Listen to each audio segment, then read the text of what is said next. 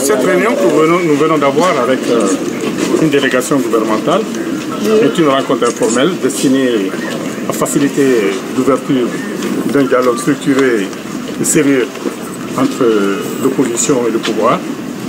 Nous avons donc passé en revue tous les obstacles qui empêchent l'ouverture de ce dialogue, de manière à les lever le plus rapidement possible, pour qu'en Guinée, nous nous retrouvions très rapidement autour de la table afin de discuter des questions qui nous opposent, pour sortir enfin de cette crise politique que traverse notre pays depuis trop longtemps.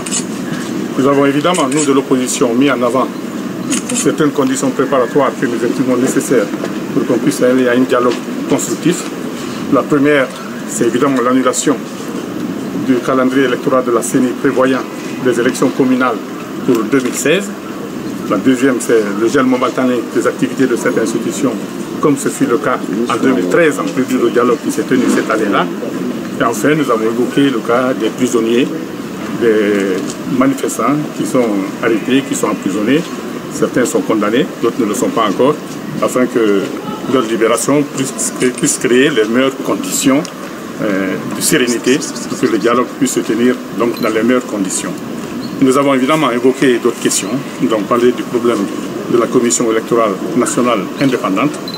Nous avons parlé également du problème du fichier électoral, notamment de la question de la révision actuelle du fichier, qui connaît de graves anomalies, de graves manquements, dans la mesure où, dans certains fiefs, notamment ceux du pouvoir, il y a des enrôlements massifs de mineurs, et cela atteint des proportions telles que le fichier électoral, nous considérons qu'il est totalement en voie de tripatouillage et qu'il est en train d'être un fichier corrompu, qui ne peut pas servir de base à l'organisation d'élections transparentes de résultats acceptables par tous. Nous avons évidemment parlé aussi, comme je l'ai dit tantôt, de la CENI, la Commission électorale nationale indépendante, qui pour nous, aujourd'hui, ne dispose ni de l'expertise, ni de la crédibilité nécessaire pour organiser des élections. Il y a donc lieu de se pencher sérieusement sur l'organisation de cette institution, ou en tout cas sur l'absorption d'une assistance technique significative, comme en 2013, pour que la CENI puisse se doter de compétences techniques capables de relever son expertise et de l'amener donc à être en mesure d'organiser des élections crédibles, transparentes, résultats acceptables par tous. Donc cette réunion s'est tenue dans les meilleures conditions de sérénité. Nous nous sommes expliqués avec toute la courtoisie nécessaire. La délégation a décidé d'aller rencontrer la mouvance présidentielle à son tour dès demain.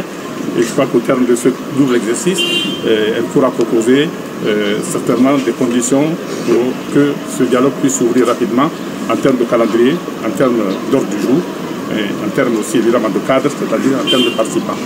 Donc nous nous réjouissons évidemment de cette rencontre qui va dans le bon sens. Nous espérons que cette rencontre va être concrétisée par une ouverture rapide de ce dialogue-là, de manière à ce qu'on puisse statuer sur le fond des questions qui constituent l'essentiel de nos préoccupations.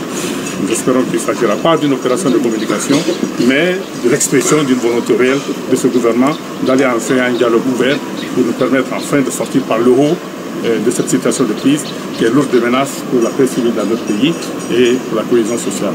Monsieur le ministre, écoutez, je serai moins prolixe que le porte-parole de l'opposition. Voyez-vous, tout un symbole.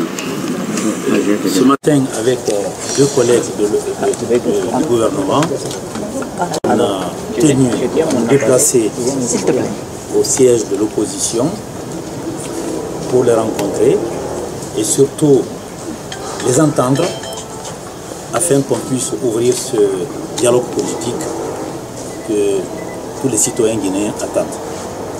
Alors, aujourd'hui, on est avec l'opposition républicaine. Demain matin à 10 h, ça a été dit, on sera avec la mouvance.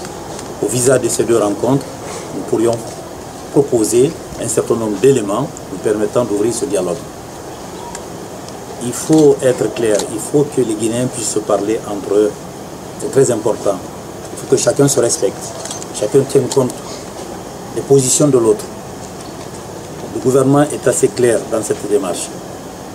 On entend les deux parties et ensuite on propose un cadre de dialogue, un ordre du jour et ensuite nous allons débattre des questions de fond. Ça a été dit par le porte-parole, les questions touchant au système électoral dans notre pays, les questions touchant le monde judiciaire, les questions touchant à tout ce que les Guinéens peuvent attendre comme sérénité, comme paix dans notre pays.